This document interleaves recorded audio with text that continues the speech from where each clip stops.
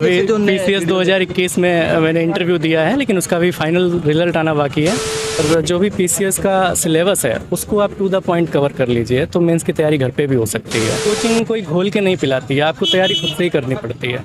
इसलिए अगर आप सेल्फ स्टडी भी करते हैं तब भी यहाँ तक पहुँच सकते हैं। इसमें मैंने एक चीज़ सीखी थी कि जो आपका स्टडी मटेरियल होना चाहिए बहुत ही सीमित होना चाहिए, बहुत ज़्यादा फैलाव नहीं होना चाहिए। हिंदी और जो निबंध का पेपर था बहुत ही अच्छा गया था और लास्ट ईयर से भी उसमें ज़्यादा इम्प्रूव हुआ है, अच्छा गया है। और पेपर आज का भी काफ़ी अच्छा था।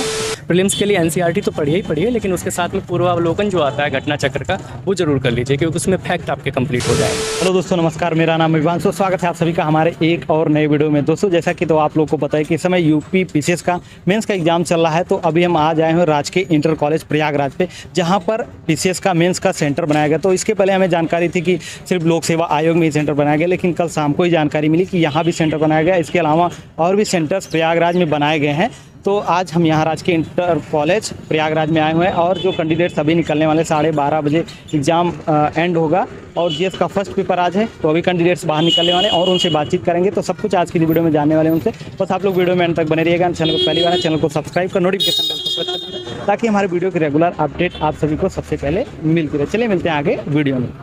तो दोस्तों, अभी सर एग्जाम दे के आ रहे हैं मेंस का। आज जीएस का फर्स्ट पेपर था, तो इनसे हमारी मुलाकात हुई सर से जब लोक सेवा आयोग में इंटरव्यू चल रहा था। तो वहाँ पर ये इंटरव्यू देने आए थे, लेकिन हो सकता है सिलेक्शन हो जाता है, रिजल्ट आता तो, लेकिन रिजल्ट में विलम्ब होने के कारण अभी तक जो है सिलेक्शन नहीं हो पाया। अभी मेंस का एग्जाम दे रहे थे।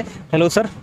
हेलो सर, अपना नाम और थोड़ा अपने एजुकेशन के बारे में। आप सब जानते ही होंगे, अर्पित कटियार हूँ और अभी पीसीएस 2021 में मैंने इंटरव्यू दिया है, लेकिन उसका भी फाइनल रिजल्ट आना बाकी है। तो सोचा तब तक 2022 का भी दे देता हूँ। और कैसे सर, मीडियम मेरा हिंदी मीडियम है। हिंदी मीडियम, हाँ। ऑप्शनल सब्जेक्ट आपका? ऑप्शनल जियोग्राफी है। तो इस बार आपका कौन सा अटेम्प्ट है? ये मेरा तीसरा अटेम्प्ट है और तीसरा मेंस भी है। इससे पहले दो इंटरव्यू हो चुके हैं मेरे। सर, थोड़ा हम अपने तैयारी के बारे में बताइए कि आपने मतलब तैयारी वगैरह खुद से की थी या फिर कहीं पर कोचिंग वगैरह का सहारा लिया? नहीं, कोचिंग कहीं नहीं की थी, मैंने सेल्फ स्टडी किया था और घर पे ही रह करके जो स्टडी मटेरियल है, जैसे कि यूट्यूब पे और बहुत सी वेबसाइट्स हैं वहाँ पर उपलब्ध होता है, तो आप वहाँ से कर सकते हैं। और जो भी पीसीएस का सिलेबस है उसको आप टू द पॉइंट कवर कर लीजिए तो मेंस की तैयारी घर पे भी हो सकती है। जी सर, जैसे कि बहुत सारे लोग का मानना रहता है कि मान लीजिए हम कोचिंग ज्वाइन करते हैं तभी हमारी तैयारी अच्छे से हो सकती है। तो आप अपने अनुभव के हिसाब से बताइए, क्योंकि आप तीसरी बार यहाँ पर पहुँचे हैं। तो मतलब क्या आपका कहना है कि खुद से तैयारी की जा सकती है या फिर कोचिंग का सहारा लेना जरूरी होता है? देखिए, जो लोग कोचिंग लेने में सक्षम है वो अगर कोचिंग ले लेते हैं तो वहाँ पर एक पर्याप्त गाइडेंस उनको मिल जाता है। लेकिन कोचिंग कोई घोल के नहीं पिलाती है, आपको तैयारी खुद से ही करनी पड़ती है।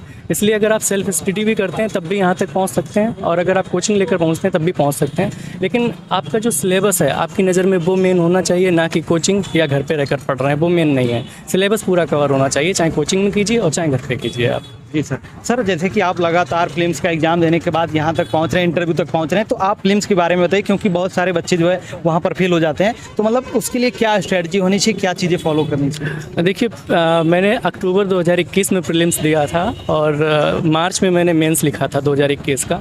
उसके बाद मैंने फिर प्रीलिम्स की कोई पढ़ाई नहीं की थी और मुझे डायरेक्ट जून में फिर से प्रीलिम्स देना पड़ा।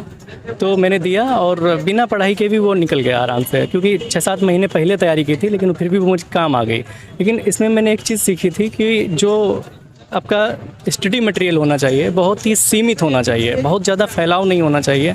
जैसे किसी सब्जेक्ट के लिए आप किसी एक किताब को ही पढ़िएगा और करंट अफेयर्स पे ज़्यादा फोकस करिएगा, क्योंकि ज़्यादातर क्वेश्चंस करंट अफेयर्स से आते हैं।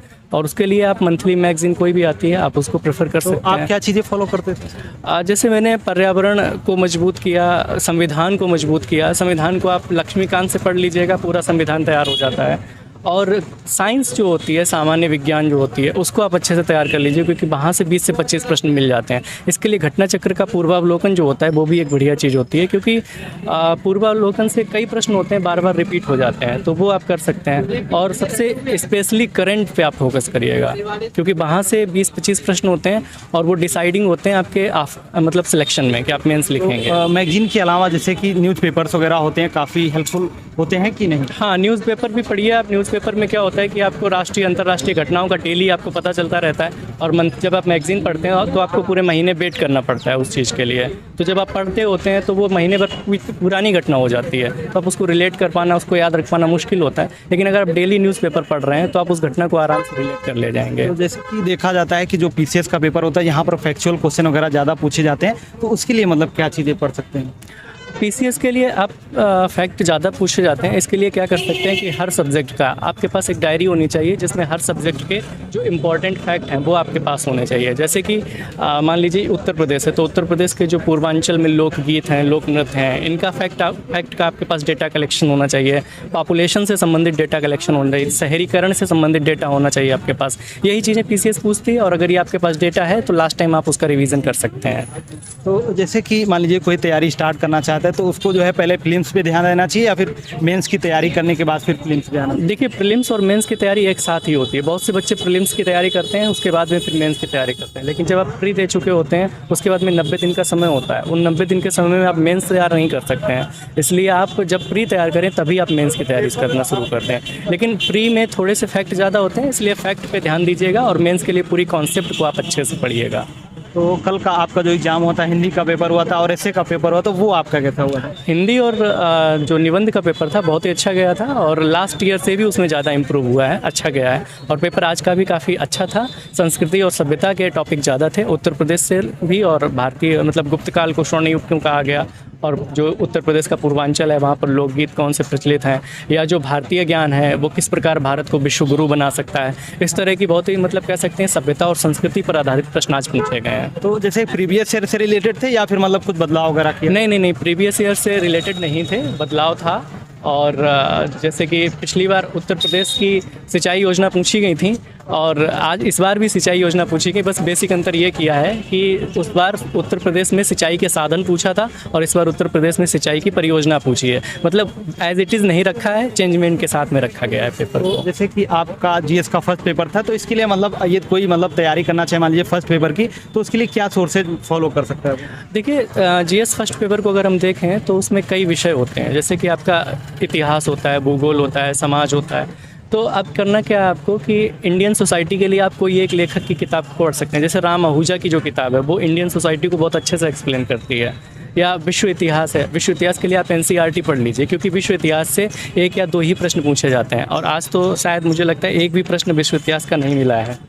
शायद हाँ, एक भी प्रश्न विश्व इतिहास से नहीं आया है, सारा का सारा उन्होंने। और हाँ, इसमें भारतीय इतिहास से भी ज़्यादा नहीं पूछा गया, आधुनिक इतिहास नहीं पूछा है, लेकिन मध्यकालीन और प्राचीन इतिहास ज़्यादा पूछा गया है। जैसे कि गुप्तकालीन जो स्थापत्य, मौर्यकालीन स्थापत्य पूछा है, गुप्तकाल को स्वर्ण युग कहा गया, ये पूछा है। तो इसके लिए आप जो भारतीय इतिहास है इस पर ज़्यादा फोकस करें।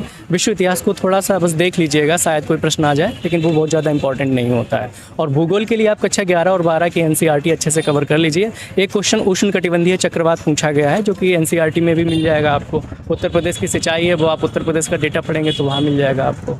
तो मान लीजिए जैसे कि बहुत सारे लोग एनसीईआरटी स्टार्ट करना चाहते हैं, क्योंकि शुरू में सब लोग मतलब बताते हैं कि एनसीईआरटी पढ़ना जरूरी होता है, तो आपको क्या लगता है कितना हेल्पफुल होता है यहाँ? एनसीईआरटी आपकी बेसिक क्लियर जो कॉन्सेप्ट होती है उसको क्लियर करने में बहुत मदद करती है। और एनसीईआरटी अगर आप पढ़ लेते हैं तो कोई भी जो बुक होती है, किसी भी लेखक की किताब होती है, आप उसको अच्छे से डाइजेस्ट कर पाएंगे। इसलिए एनसीईआरटी अच्छे जरूरी पढ़ना चाहिए। तो जैसे कि प्रीलिम्स में हेल्प करता है ज़्यादा या फिर मेंस में? मेंस में एनसीईआरटी ज़्यादा रोल प्ले करती है, क्योंकि कॉन्सेप्ट मेंस में पूछी जाती है, प्रीलिम्स में कम पूछा जाता है। इसलिए प्रीलिम्स के लिए एनसीईआरटी तो पढ़िए ही पढ़िए, लेकिन उसके साथ में पूर्वावलोकन जो आता है घटना चक्र का, वो जरूर कर लीजिए, क्योंकि उसमें फैक्ट आपके कंप्लीट हो जाएंगे। Thank you sir. हम आशा करते हैं कि आपका रिजल्ट जल्दी ही आए और उसमें सिलेक्शन। धन्यवाद, बहुत बहुत धन्यवाद। Thank you.